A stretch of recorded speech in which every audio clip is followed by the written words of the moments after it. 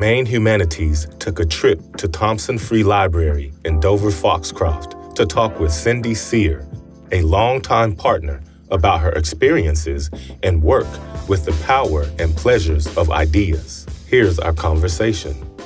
My name is Cynthia Freeman Cyr. I came to this, my relationship with Maine Humanities Council because of my work as a domestic violence advocate at Woman Care, which was founded in the late 70s, has over the decades provided critically important services to people experiencing domestic violence. In 2013, Woman Care in Spruce Run, which was the organization in Penobscot County, merged to create Partners for Peace. How did you first hear about Maine Humanities, and how did you first become involved? I was at a Maine Coalition to End Domestic Violence meeting many years ago now, I'm not sure how many. And Liz Sinclair was there, perhaps someone else. I think it was a board meeting. The idea was floated that the Humanities Council was interested in doing discussion groups with people who are working in the field of domestic violence prevention and intervention, modeled after their literature and medicine group. Yeah, continue to see the importance of the work for the domestic violence community. But beyond that, I just feel like I use this in every arena of my life, which now is municipal government. I continue on the board at Rape Response, at my church, and in local politics, which is becoming more important right now. I feel like it's all coming together for me. I don't know if that's a function of age or just that my values are lining up in ways that I really appreciate right now. What made you want to be a part of that experience? The compelling message that Liz gave about, and also there were people there who had experience in the literature and medicine group who spoke to the meaning and the power of sharing a text together and then being able to see it through different eyes and different perspectives, although we were all reading the same text. And just thinking about a different approach to helping people understand what it might be like to live in a family where domestic violence is happening from different perspectives, which indeed it accomplished. And we had amazing conversation, and it really rejuvenated my approach to my work. It strengthened relationships we had law enforcement officers, we had clergy, we had medical providers, we had volunteers from our organization, mental health providers at the table, all of whom kind of knew each other, which I think helped with facilitating conversation. But it was powerful. It was just so powerful to work our way through essays, some novels. For me, the most powerful texts we read were poems. And yeah, so that was my entry point with the power of ideas as Maine Humanities presents them. What other Maine Humanities programs have you enjoyed? What do you feel they've brought to you? Yeah, there are several. At some point over the last 15 years, I worked with Rape Response Services, and we did a reading group in the Piscataquis County Jail with women who were incarcerated there. So once again, seeing, the learning that happens when you're around a table with people with very different experiences. I remember that we read a novel, or it's a memoir, called Her, which is about a sexual assault victim and her twin, which was amazing. Mostly the other facilitator and I just listened to the women who were responding to this memoir from their own experience with domestic violence and sexual assault. I've also participated in the Reader's Retreat last year when we read Tommy Orange's book and just had wonderful conversations all day at the university. And this morning, as I was thinking about coming here, I remember this amazing sort of experimental, wonderful event that Liz and Megan and myself and probably some other people put together. But the willingness to take risks and be in unusual situations. So we had hatched this idea that we would invite people to take a cruise on the Katahdin, which is an old steamship on Moosehead Lake. And we would have a meal. We would share some poetry. We would talk about agency and people's decision-making. And again, so many people turned out for this, people that knew one another and people that didn't. And the thought was, well, we'll have all these people on this boat. Nobody can leave. We're going to spend a few hours together and create this temporary community where we'll share. It was pretty amazing. I don't remember what month it was. It was coolish. The lake was beautiful. And we had great conversation. And I remember a woman that I knew but not well just responding with such enthusiasm and her own take on one of the poems that was shared. And I thought, this is just about as good as it gets. Or on this beautiful lake in the middle of the Maine woods with a variety of people who really didn't know what to expect. And yeah, it was very cool. It was amazing.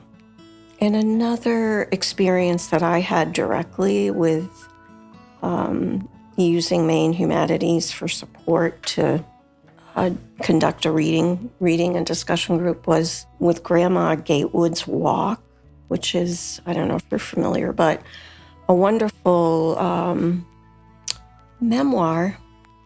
And because some of it's from Grandma Gatewood's journal, but a telling of this woman's story. She was the survivor of heinous domestic violence and was, I believe, the first woman to walk the Appalachian Trail. And so she came out of this horrible abusive relationship and had read, like she was in a doctor's office or something and picked up a National Geographic. This is in the mid-50s when the trail was new, and just thought, I'm going to do that. And so she had like just sneakers and a shower curtain. I mean, she had like nothing for what people think they need now to walk the Appalachian Trail. So it's a telling of her own experience with having been very seriously abused and overcoming all these obstacles on the trail, and still kind of believing that people are basically good. She slept on people's porches. She was fed by people along the way. So it's a great story of perseverance and strength and maintaining a positive attitude about the world and the work to be done here. So, oh yeah, it was amazing. So we did this in Newport, where I think there were about 25 people. The core of the participants were from their regular book discussion group. And of course, around here, most people have an experience with the Appalachian Trail. That was a fabulous discussion. People were really taken with Grandma Gatewood's story, but also the meaning of journeying along a path and overcoming obstacles. So that was a wonderful experience. And then I repeated that last year in Millinocket, where obviously the trail ends on Katahdin. And it was a smaller group, but people who were very, very much experienced the meaning of the Appalachian Trail in their community. Yeah, there have been other ways that I feel like I've personally benefited from my work with Maine Humanities. But those are organized programs that come up for me. Yeah, I'm really aware right now in these times that I draw upon this learning all the time about the power of sharing a text. And most recently, this happened. We were talking earlier about what's going on at my church and how we're having these conversations that are really, I would say, parallel or draw upon what I've learned from my work with Maine Humanities. It occurred to me just within the last few weeks, since we've at church been trying to figure out how are we responding in these times to people that are vulnerable and not safe, that at the end of New Testament readings now, when we're reading, we say something like, let's be mindful of what the scripture is telling us today, or something like that. And I thought, we need to be doing more with that. And we need to be not only reading and listening, but then convening to share what are we hearing.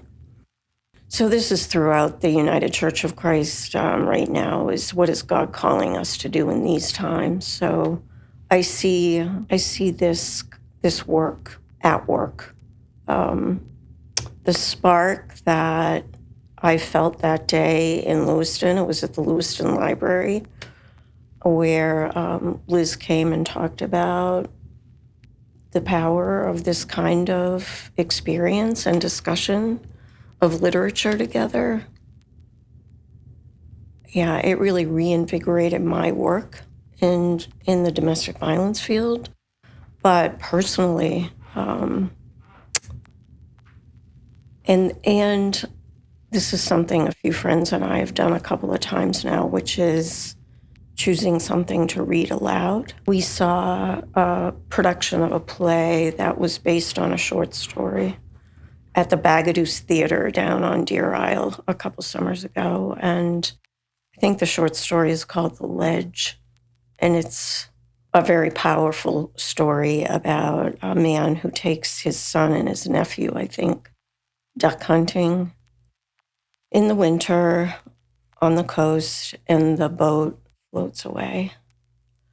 Anyway, you can imagine the ending. Yes, they all drowned. And anyway, we gathered to read this aloud to each other after we saw the production at the theater. And I think it's repeated for me time after time about how powerful it is to share poetry, to share essay, to share memoir, novels, whatever. Yeah, so it's been a real variety, the power of doing that work at the jail. I think for me, it was just eye-opening about how little I know about others' experience, and what a good reminder to just step back and listen and learn, and not judge. What changed for you after that project? How has it stayed with you or made you think about things in a new way? Well, I think that's been true with every encounter I've had. And probably there were so many moments during, we did at least 4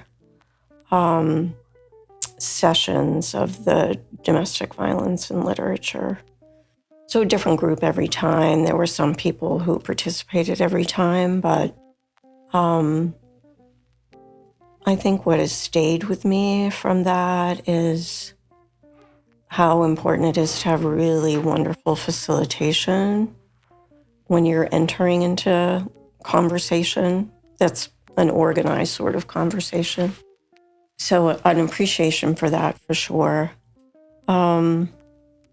And personally, I would say, I grew up with a mom who always read to us, even though, I grew up in a home where there was a lot of domestic violence, but there was always at bedtime time for a story somehow.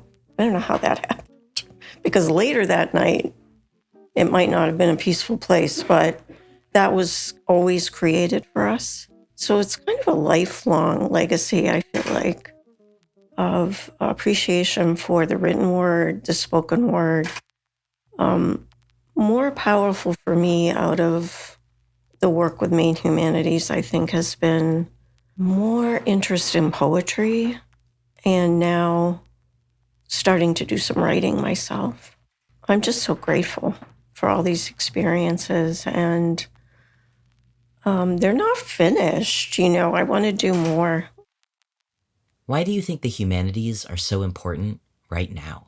Yeah, I think right now it's, March of 2025. We're reeling from what the Trump presidency is doing in our nation and our world. And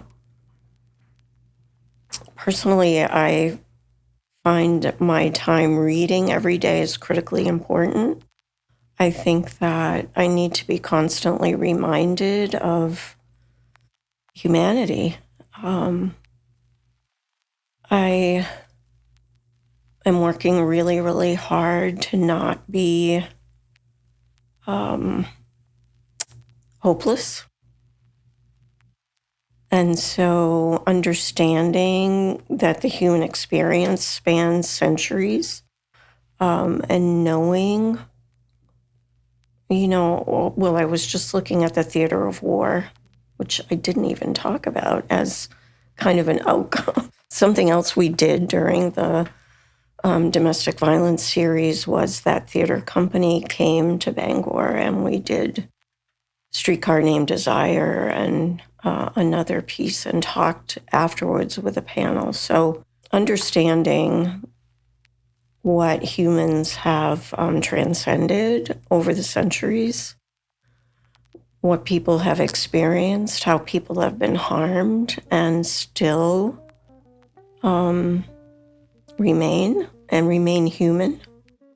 I guess that's what's critically important for this work now, probably more than ever, that we not close doors, that we not refuse to be at tables with people that we would rather not. It's probably more than ever important, or more important than ever, is this work. I know that in my heart and in my head. Yeah. If you were talking with someone and you thought, wow, I bet they'd like to go to a Maine Humanities program, what would you tell them about us? I would say you are going to leave that experience a changed person. You are going to learn things you never knew you needed to know. You're going to expand your horizon about the human experience. And you absolutely just have to come with me because, there's nothing more important than increasing our understanding of one another. Join the Giving Circle today, linking people with books, poetry, and big ideas.